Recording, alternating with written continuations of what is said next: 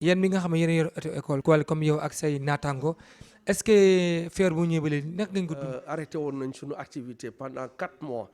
parce que instant yooyu départ bi xamuñu woon feebar bi naka la ak nu muy mujjee on a arrêté les examens te vrai dëgg yàlla kii di auto-école mooy les élèves mooy ñi am ne dañuy ñëw di la fay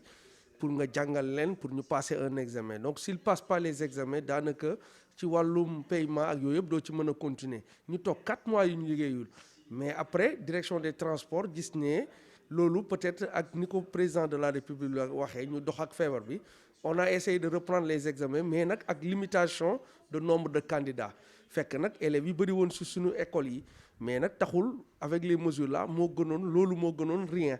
mais aussi tamit avec la participation direction des transports le chef de service bi nekk fii monsieur Ba qui a pris des mesures vraiment extraordinaires te ba léegi mosul koo bàyyi même bi ñuy wax deuxième vague mosul koo bàyyi depuis le début il a exigé à ce que ñu respecter les consignes données par les autorités sanitaires donc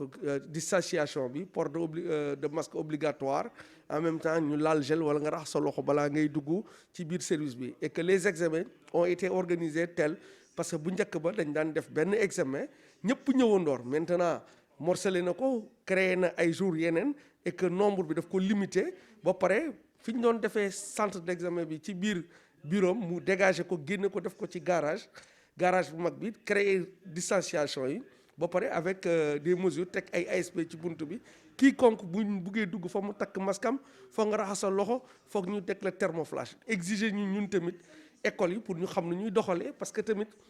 ñun balaa ngay woote naam na fekk nga fekk ñu ci ñun tamit on a exigé à ce que sunu oto yi ñu ci jël pas plus de 2 personnes et que ku ci yéeg takk maskam ba pare nga yore gel hydroalcoolique ci biir oto bi avant élève bi di yéeg nga laal ko buy wàcc tamit mu laal ko yow tamit à chaque fois boo taxawee nga jël désinfecter sa volant désinfecter sa kii bi donc defatuñ surnombre ci biir auto-école yi on prend un élève par banc par table respecte distanciation donc ce qui nous permet quand même de continuer à travailler sinon on sera obligé dans un secteur comme tel ñu arrêté te dafa métti woon trop ci ñun bien vrai que état bi amoon na lu mu ci dimbali certains auto-écoles yi pour jàppale leen mais ku yore ay charges fixes chaque mois nga fay ay nit te nee nañ bul dàq kenn bul bàyyi kenn day métti ci yow buy la limiter sa nombre de donc il faut que comme feebar moo am te lu kenn ñaanu loolu la il faut que ñun tamit ñu def avec. ñaata agent nga fi yore. waaw maa ngi fi yore presque Ziguinchor maa ngi fi yore 6 personnes ñuy liggéey ci man ci wàllu moniteur à Bignona dama fa yore tamit ay nit donc Goudomp dama fa yore ay nit Cap Skirring tamit dama fa yore ay nit donc ñoom ñëpp ils ont des véhicules ils font des cours avec donc et que on a essayé de respecter la distanciation pour ñu mën a continuer liggéey. j'ai pas arrêté de payer sincèrement parce que tamit ay borom kër lañ ñu nekk ak man ñoo doon liggéey depuis des années c'est pas parce que feebar dafa am man ma jël dara dem mbéetoog suma njaboot bàyyi leen on a pu partager li fi nekkoon te wax dëgg yàlla mosuma arrêté mosuma tëbal weer fayuma leen mosul am waaw. avant Covid bi ñaata nga doon jël par élève nga xam ne ñoo doon jàng auto-école. waaw dañ daan am à peu près une 50aine d'élèves parce que dañ daan jógee d'horizons différentes dañ daan jógee fu nekk donc bi Covid bi ñëwee ñu limiter le nombre d'élèves donc en ce qui concerne 40 élèves rek nga mën a jël wala donc donc métti woon na demoon nañ sax ba di àbb place pour dugal yeneen élèves yi ci yeneen écoles yi et que loolu mënoon nañ ci bañ a fekk bu feebar bi amuloon waaye nag on est obligé de faire avec parce que tamit amoon lu tuuti loolu moo gën ñàkk lépp puis gérer avec ça donc pour que vraiment ñu jàppale léegi nag li si des mooy Ziguinchor soxla nañ centre d'examen boo xam ne dinañu permettre loolu noonu état bi di bëgg yëpp ñu mën ko ci respecter parce que tamit vraiment c'est lu mel ni service des mines transport routier direction des transports routiers bu Ziguinchor amuñu centre d'examen amuñ fu ñu defee examen dañ koy def ci garage plein air parce que ci biir bureau bi duñ mën a respecter distanciation bi te wax dëgg yàlla chef de service bi fi nekk nii jàmbaar la parce que créé na toutes les conditions pour que examen yi jaar normal il badine pas avec depuis le début corona bi il n'a jamais cédé waaw il n'a jamais cédé toujours da koy respecter loolu nit ñi ba ci bu ñuy réunion sax on le fait dehors donc loolu tamit baax na mais nag bu ñu sañoon état bi jàppale ñu am fu ñuy defee examen am fu élèves yi di mën a taxaw parce que tamit dëkk bi Ziguinchor dafa polariser yeneen département te ñoo ñëpp dañ fiy ñëw di def seen examen fii la ñuy ñëw donc bu ñu ñëwee dans la journée il faut ñu am fu ñu toog il faut ñu am fu ñu dallu il faut ñu am fu ñu defee examen mais xoolal dafa métti fi mu nekk nii ak distanciation bi les élèves dañuy tëj buntu service des mines tuuti la ñuy bàyyi muy dugg bu ñu paree ñu génn dem amul taxawaalu mais boo xoolee dañuy ñëw toog ci naaj bi taxaw di xaar ay nit lañ ay borom kër lañ ay ñëpp la dañu bàyyi seen lépp donc là waaw mais quand même quel que soit alpha loolu moo gën ñu respecter affaire yi ndax suñu liggéey bi mën a continuer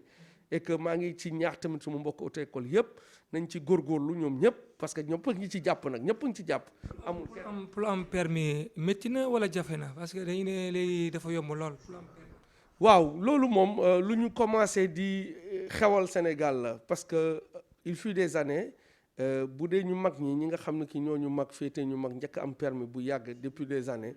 permis moom c'était un diplôme c'était un diplôme reconnu c'est-à-dire boo ko amoon fierté la bon léegi nag il faut que tamit nit ñi comprendre que ne dafa ñëw nekk loo xam ne ak corruption bi ak li ci dugg les gens ont tendance à trouver la facilité man nag c'est mon métier et que ku ci nekk ci sa métier ngay valoriser sa bopp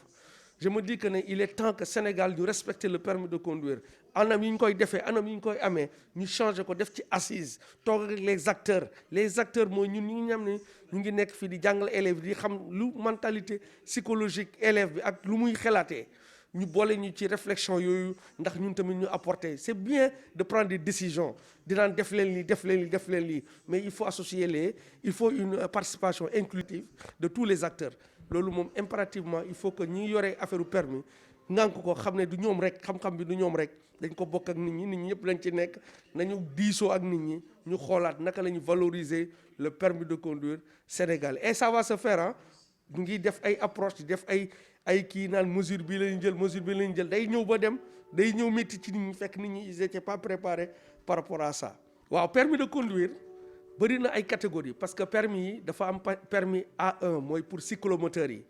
mooy ñiy dawal moto 0 ba 50 centimètres cubes donc ba 125 centimètres cubes moom la ñuy wax cyclomoteur donc ci biir cyclomoteur am na vélomoteur donc bravo yi si ay cyclomoteur lañ c'est de 0 à 50 au-delà de 50 ba 125 cyclomoteur la vélomoteur lañ koy wax mooy moto changement yi mooy jakarta yi ñoom dañuy am permis A1 balaa ñuy dawal loolu am na aussi permis boo xam ne moto la A lañ ko tuddee mais au-delà de 125 la pour moto yu mag yi ëpp 125 il faut nga am permis balaa nga koy dawal mooy le permis A bu ñu jógee ci loolu am na le permis B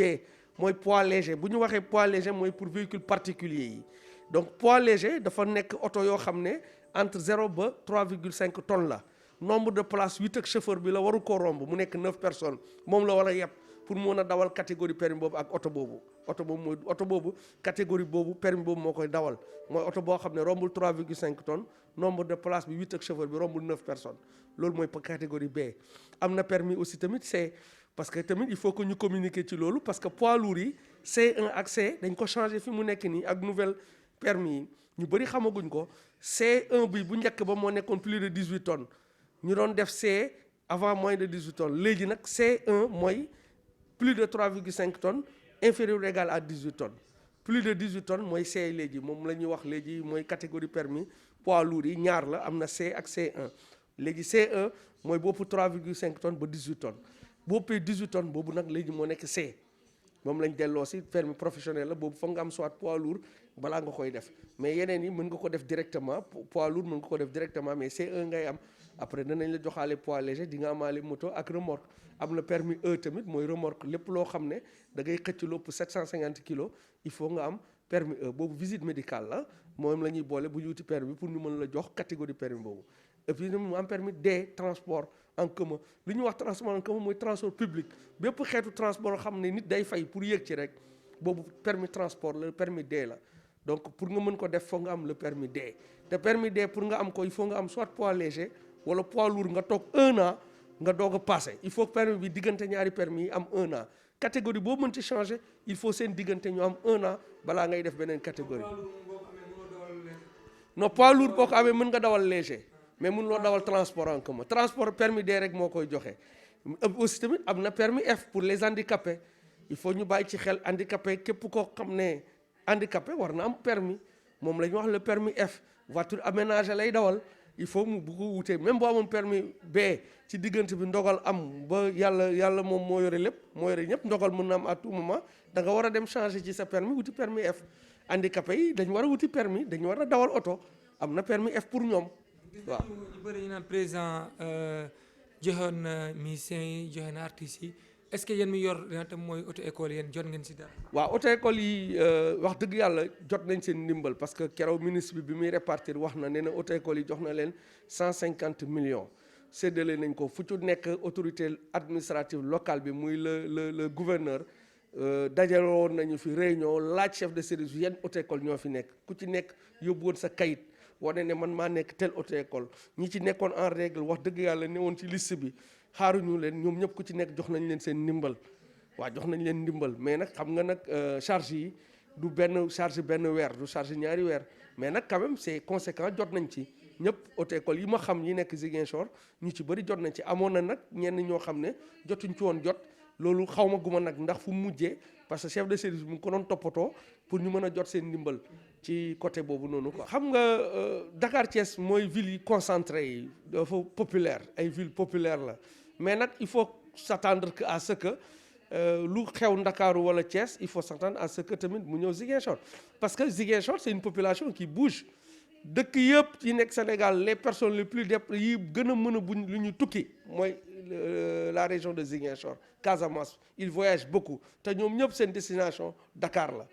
y a pas quelqu'un qui reste à Ziguinchor pendant 6 mois te demul Dakar donc il se déplace donc ñoom tamit foog ñu waxtaan ak nit ñi ci gare routière yi yëpp ñu wax leen ñu respecter distanciation yi yëpp parce que sinon couvre-feu bi dina fi ñëw